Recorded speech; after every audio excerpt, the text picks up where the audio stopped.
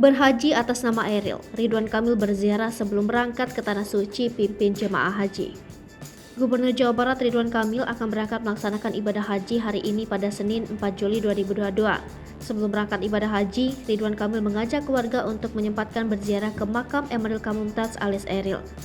Pada kesempatan ini pula, Ridwan Kamil akan melaksanakan ibadah haji atas nama putranya Emeril Kan Mumtaz. Sebagai informasi, Ridwan Kamil akan memimpin rombongan jemaah haji asal Jawa Barat yang berjumlah 17 ribuan orang. Lewat unggahan di Instagramnya, Ridwan Kamil memperlihatkan momen pamit ke makam Eril ditemani oleh istri dan anaknya, Atalia Praratia dan Kamilia Az-Zahra.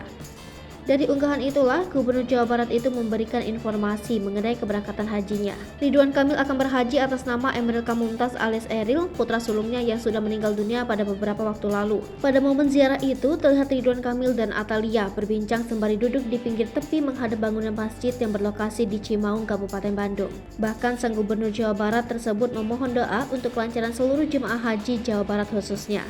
Tak lupa Ridwan Kamil pun membuka bagi siapa saja yang ingin menitipkan doa untuk dipanjatkan di Tanah Suci. Tak lama setelah postingannya, netizen pun beramai-ramai menuliskan doa di akun Instagram suami Atalia Praratia itu.